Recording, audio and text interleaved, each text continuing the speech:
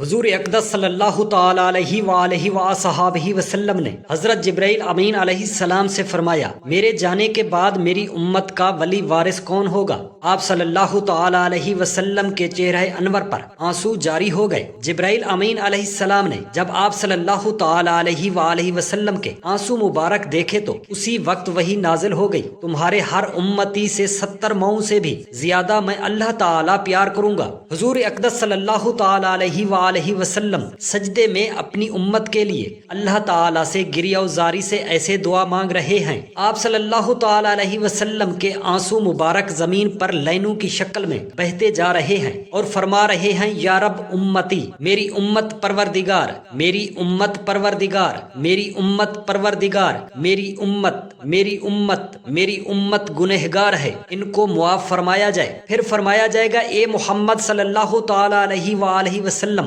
اپنی امت کے ہر اس شخص کو جس پر کوئی حساب کتاب نہیں ہے جنت کے دائیں دروازے سے داخل کر دو، جبکہ اور جنتی دوسرے دروازوں سے داخل ہوں گے۔ پھر نبی کریم صلی اللہ تعالی علیہ وآلہ وسلم دیکھیں گے میری امت کے گنہگار تو رہ گئے ہیں۔ پھر آپ صلی اللہ تعالی علیہ وآلہ وسلم سجدہ میں گر جائیں گے، پھر عرض کریں گے، اے رب کائنات، میری امت کو بخش دیجئے، میری گنہگار امت کو بخش دیجئے۔ پھر پروردگار فرمائے گا، اے میرے محبوب مصطفیٰ صلی اللہ تعالی علیہ وسلم، اپنا سر اقدس اٹھائیے اور سکون لیجئے اور اپنا کلیجہ ٹھنڈا کیجئے۔ آپ کے امتی نے یہ مبارک کلام پڑھا ہوگا، میں ان کی بخشش کر دوں گا اور مغفرت بھی کر دوں گا۔ وہ کلام یہ ہے، بسم اللہ الرحمن الرحیم، السلام علیکم ورحمۃ اللہ۔ حضرت ابو ہریرہ سے روایت ہے کہ رسول خدا صلی اللہ تعالی علیہ وآلہ وسلم نے فرمایا، جب حضرت موسیٰ علیہ السلام پر تورات نازل ہوئی تو آپ علیہ السلام نے اسے پڑھتے ہوئے جب اس امت کا ذکر پایا تو عرض کیا، اے پروردگار،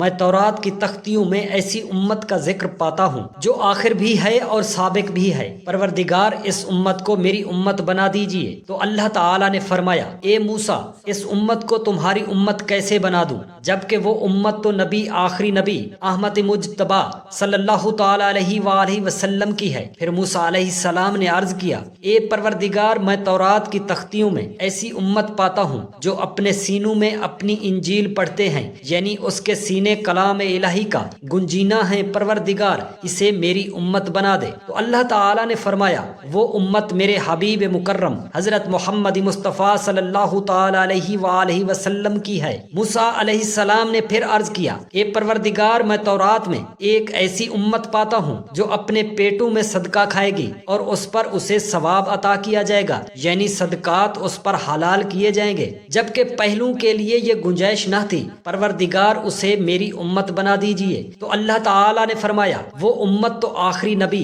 حضرت محمد مصطفیٰ صلی اللہ تعالی علیہ وآلہ وسلم کی ہے۔ حضرت موسیٰ علیہ السلام نے پھر عرض کیا، پروردگار، میں تورات میں ایک ایسی امت پاتا ہوں جس کی خصوصیت یہ ہے کہ ان میں سے جس کسی نے کوئی نیکی کرنے کا ارادہ کر لیا تو نہ کرنے کے باوجود اس کی ایک نیکی لکھی جائے گی، پروردگار اسے میری امت بنا دیجئے۔ تو اللہ تعالی نے فرمایا، وہ تو میرے حبیب کریم صلی اللہ علیہ وآلہ وسلم کی امت ہے۔ حضرت موسیٰ علیہ السلام نے پھر عرض کیا، پروردگار، میں تورات میں ایک ایسی امت پاتا ہوں کہ جس کی صفت یہ ہے، ان میں جب کسی نے برائی کا ارادہ کیا تو وہ برائی صرف اس کے ارادہ پر نہ لکھی جائے گی، اور اگر بدکاری کا ارتکاب کر لیا تو صرف ایک بدی لکھی جائے گی، پروردگار اسے میری امت بنا دیجئے۔ تو اللہ جل شانہ نے فرمایا، وہ تو احمد مجتبی صلی اللہ علیہ وسلم کی امت ہے۔ حضرت موسیٰ علیہ السلام نے پھر عرض کیا، پروردگار، میں تورات میں ایک ایسی امت پاتا ہوں کہ جسے علم اول و آخر دیا جائے گا اور مسیح دجال کو قتل کرے گی، پروردگار اسے میری امت بنا دیجئے۔ تو اللہ تعالی نے فرمایا،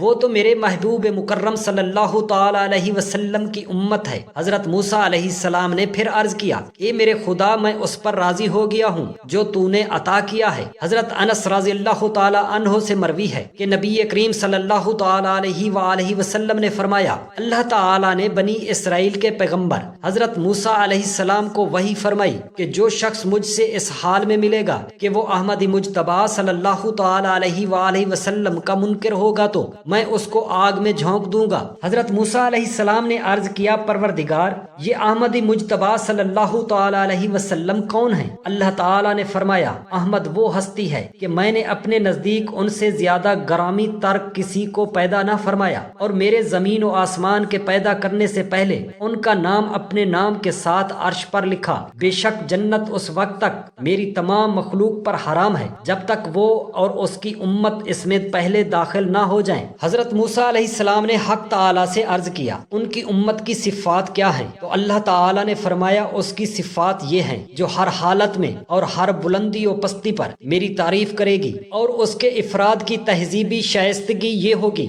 کہ وہ ٹخنے سے اوپر آزار بند رکھیں گے اور اپنے اعضاء کے اطراف یعنی ہاتھ، پاؤں، چہرے کا وضو کریں گے، رات میں عبادت گزار اور دن میں روزہ دار ہوں گے۔ میں ان کی ہلکی سی نیکی بھی قبول کر لوں گا اور لا الہ الا اللہ کی شہادت پر انہیں جنت میں داخل کر دوں گا۔ اس پر حضرت موسیٰ علیہ السلام نے عرض کیا خداوند مجھے اس امت کا نبی بنا دیجئے۔ اللہ تعالیٰ نے فرمایا اس امت کا نبی ان کی قوم سے ہی ہوگا۔ پھر حضرت موسیٰ علیہ السلام نے عرض کیا یا الہی مجھے اس امت کا نبی بنا دیجئے۔ اللہ تعالیٰ نے کہا آپ کو پہلے بھیجا گیا ہے جبکہ انہیں میں بعد میں مبعوث کروں گا، ہاں میں تمہیں اور ان کو دار الجلال میں اکٹھا کر دوں گا۔ حضرت وہب بن منبع سے مروی ہے کہ اللہ تعالیٰ نے حضرت شیعہ نبیر علیہ السلام کی طرف وحی نازل فرمائی کہ میں ایک ایسے نبی کو بھیجوں گا جو کہ بہرے کانوں اور پردہ غفلت میں لیے دلوں اور اندھی آنکھوں کو کھولے گا، جن کی جائے ولادت مکہ مکرمہ اور مقام ہجرت مسکن مدینہ طیبہ ہوگا اور ان کا ملک شام ہے۔ وہ میرا ایسا بندہ خاص ہے جو اپنے تمام کام میرے ہی بھروسہ پر کرنے والا ہے۔ وہ میرا بندہ محبوب ہے، وہ میرا مختار ہے، وہ میری محبت ہے، وہ مصطفیٰ ہے، وہ رفعت شان والا ہے جو برائی کا بدلہ برائی سے نہیں دیتا بلکہ عف و درگزر اور پردہ پوشی سے کام لینے والا ہوگا۔ مومنوں پر شفیق ہوگا، وہ بوجھل جانوروں اور رانڈ کی گود میں بے سہارا یتیم پر آنسو بہائے گا۔ وہ سخت دل نہ ہوگا، وہ بازاروں میں شور و غل کرنے والا نہ ہوگا اور بخش کلامی نہ کرے گا، اور جو وہ کہہ دے گا وہ غلط نہ ہوگا۔ اور ان کے وقار کا یہ عالم ہوگا کہ اگر وہ جلتے چراغ کے پاس سے گزرے گا تو ان کے وقار و سکون کی بدولت چراغ بجھے گا نہیں، اور اگر وہ چرچراہٹ والے بانس پر بھی گزرے گا تو اس کے قدموں کی آواز سنائی نہ دے گی۔ میں اسے مجدہ سنانے والا اور ڈرانے والا بنا کر بھیجوں گا۔ میں ان کی امت کو تمام امتوں میں بہترین بناؤں گا جو نیکی کا حکم کرے گی اور برائی سے روکے گی، میری وحدانیت مانے گی اور مجھ پر ایمان لائے گی، مجھ سے اخلاص برتے گی، اور میں نے جو کچھ انبیاء پر نازل کیا وہ سب کی تصدیق کرے گی،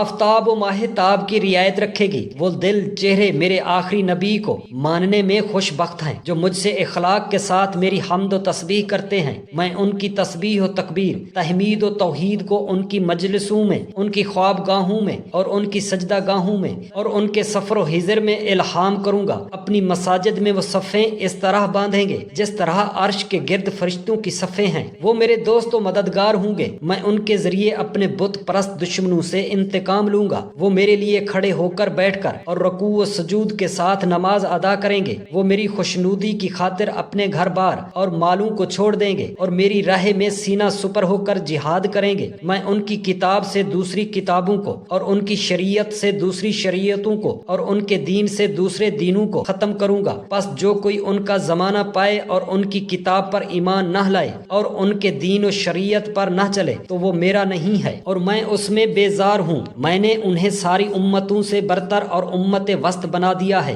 جو تمام لوگوں کے گواہ ہیں۔ ان کی خوبی و خصلت یہ ہوگی جب وہ غضبناک ہوں گے تو میری تحلیل کہیں گے، اور جب باہم جھگڑیں گے تو میری تسبیح پڑھیں گے، اور اپنے اعضاء اور اپنے چہروں کو صاف ستھرا رکھیں گے، اور ہر کام کو کرنے سے پہلے میری حمد و تسبیح کرتے ہیں، میری وحدانیت کو مانتے ہیں۔ سب سے بہترین عمل ان کا یہ ہوگا میرے آخری نبی حضرت محمد مصطفیٰ صلی اللہ تعالی علیہ وآلہ وسلم کو مانتے ہیں اور ان کی شریعت پر عمل پیرا ہیں۔ میں کیوں نہ ایسی امت کو بخش دوں جس میں ہزار ہا خوبیاں ہیں۔ حضرت موسیٰ علیہ السلام نے عرض کیا اے رب کائنات یہ امت مجھے عطا کر دیجئے۔ حق تعالیٰ نے فرمایا اے موسیٰ یہ امت میرے آخری نبی کی امت ہے۔ حضرت موسیٰ علیہ السلام نے پھر عرض کی اس امت کی بخشش کا راز کیا ہوگا؟ حق تعالیٰ رب کائنات نے یہ فرمایا جس نے بھی میرے محبوب مصطفیٰ صلی اللہ تعالی علیہ وآلہ وصحابہ وسلم پر لا الہ الا اللہ محمد الرسول اللہ کلمہ پڑھ لیا اور میرے آخری نبی پر درود و سلام بھیج دیا میں ان کی مغفرت اور بخشش کر دوں گا۔ اللہ تعالیٰ سے دست ادب دعا کرتے ہیں جس طرح